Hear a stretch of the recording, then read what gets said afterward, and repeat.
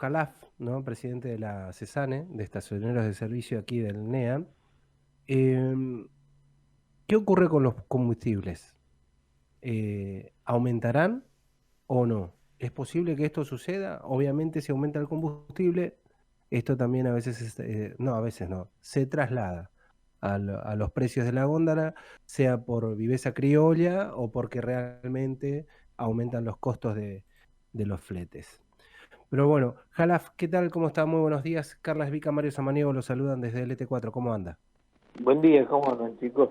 Pero muy bien, acá nos estábamos divirtiendo un poquito con estas ficciones políticas en la provincia de Misiones. Pero bueno, después le cuento por privado quién es el funcionario. Sí, me dejaste Si es que... intrigado, ¿eh? Bueno, se lo vamos a contar después. Bueno, ¿qué pasa con los combustibles, Jalaf? Mirá, los combustibles están atrasados en precios, ya lo sabemos, pero como está atrasada la mayoría de los precios del mercado, salvo los comestibles que siguen subiendo, eh, nosotros siempre hemos tenido un precio de un dólar, un dólar 0,5 el litro de nafta super.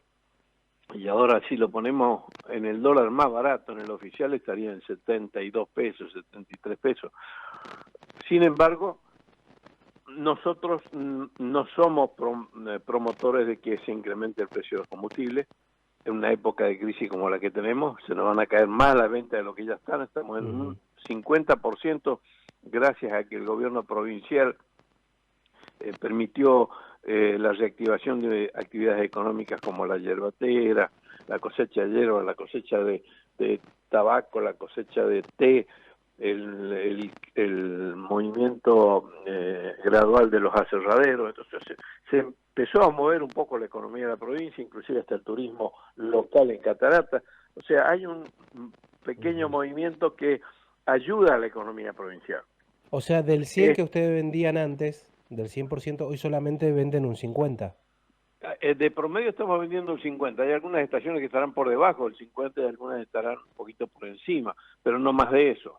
Entonces, eso es inviable para las estaciones de servicio. ¿Por qué? Porque para mantener una estación abierta, una estación media hablamos, ¿no es cierto? Ni Sí, una muy grande ni una muy chica, necesitas vender por lo menos unos 300.000 litros de combustible, cosa que en la actualidad no se está produciendo y se está vendiendo la mitad, y eso trae aparejado el riesgo de que muchas estaciones tengan que cerrar, que ya en la crisis del 2001 nosotros logramos, gracias a la ayuda del gobierno de la provincia, con el ITC, que nos igualó el ITC a todas las estaciones, porque había unas que pagaban mucho más caro que otras, que no cerrasen estaciones en la provincia, cuando en el país cerraron el 50% en aquella época. claro. Acá en la Y, provincia solamente cerraron 3 estaciones, pero abrieron 5 en Posada, creo que en total, en nuevas, todos. o sea que estamos más que antes.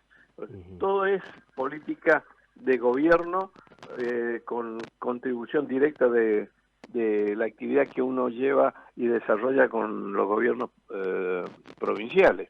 Claro. Pero esto no es una medida provincial, es una medida nacional que inclusive nosotros estamos reclamando que alguna vez, o por lo menos durante estos meses que nos quedan hasta fin de año, que van a ser meses muy duros, nos incluyan un 1% de ese 7 sea para las estaciones directamente, ¿me comprende? No Claro, que sea todo para las petroleras y para el entiendo. Estado, porque los que hacen la diferencia son las petroleras y el Estado, va todo a parar ahí. Nosotros queremos que un 1%, no estamos pidiendo mucho, un 1% en este incremento vaya a las estaciones, directamente a las estaciones de servicio, y si llega a haber otro incremento de acá a fin de año, o ese otro 1% vaya para poder seguir manteniendo la plantilla de empleados. No queremos Claro. despedir. Los salarios de los empleados de estaciones de servicio son los más altos de la actividad comercial. Están cerca de los salarios de un empleado bancario, ¿entendés? O sea que realmente son salarios muy altos.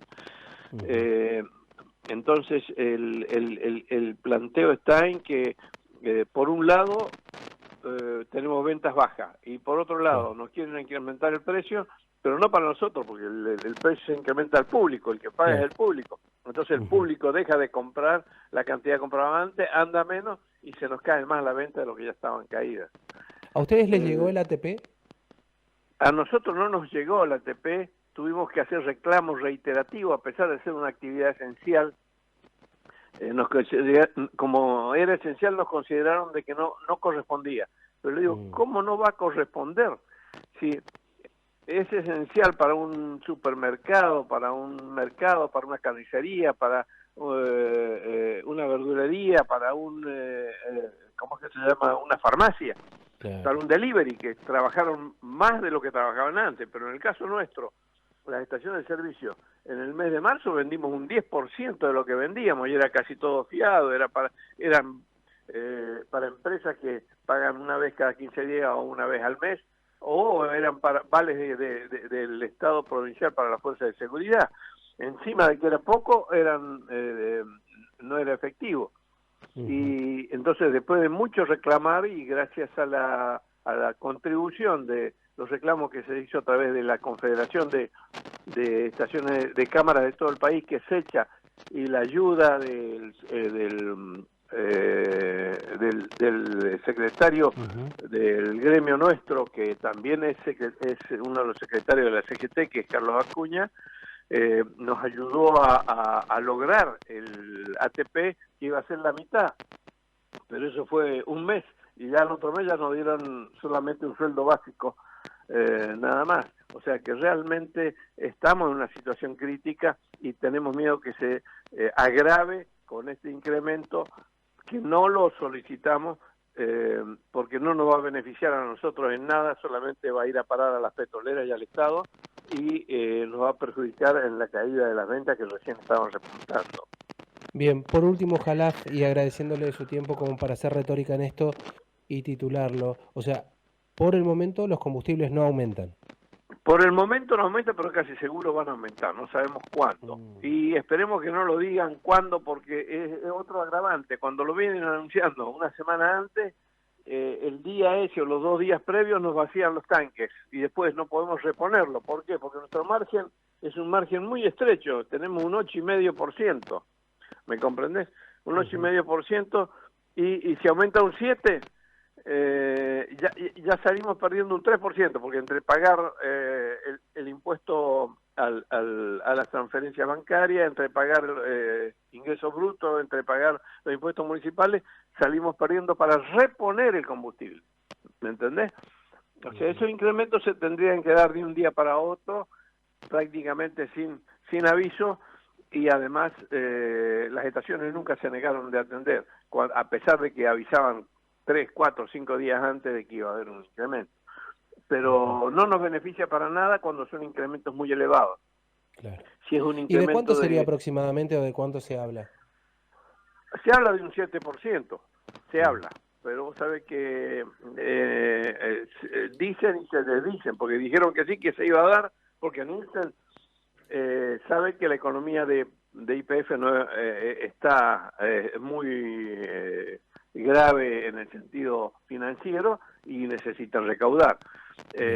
Y además el hecho de que después lo desdice Cafiero, uno no entiende nada. Estas decisiones así, que son no conjuntas, no contempladas en gabinete, a veces quedamos descolocados todos, los habitantes y nosotros con mayor razón, porque nuestra actividad es una actividad de mucho riesgo, de mucho costo, que se ha ido incrementando, tanto seguros como salarios, los vales de fin de año, de comienzo de año de 4.000 pesos más, los controles que nos hacen, que nos cobran todos los controles, que antes no se cobraban en la provincia, no nos cobraban para controlar a los surtidores. Ahora viene el INTI y te cobra por manguera, 1.000 pesos por manguera. O sea, por manguera. Cada surtidor tiene 8 mangueras. Y claro. si vos tenés 3 surtidores, tenés 24 mangueras. Son 24.000 pesos para controlarte, y en la provincia se hacía en forma gratuita, ¿me comprendés? Sí, entonces, realmente son cosas que ni siquiera le corresponde a la provincia, le correspondía al municipio, porque el control de pesas y medidas, de acuerdo a la reglamentación, corresponde a los municipios. Los municipios le transfirieron eso a la provincia lo hacía sin ningún costo para las estaciones, y después cuando nos trasladaron a la Nación, que nosotros hicimos recurso amparo y no lo pagamos durante muchos años, aceptábamos que hicieran el control, pero no pagado. Después se cayó el recurso de amparo, porque acá nunca se resuelve nada, ¿viste? Hicimos recurso de amparo para que eso se elimine ya definitivamente. No, cuando se cayó el recurso de amparo volvieron a cobrarlo, así que todo eso, ese costo es un costo muy elevado y trae aparejado de que cada día la actividad nuestra sea una de las actividades que tiene mayor costo operativo, menor margen de ganancia y mayor riesgo. ¿Me comprendes? Bien, bien, Jalaf, muchas gracias. No, encantado, que tenga buen día. Hoy por hoy.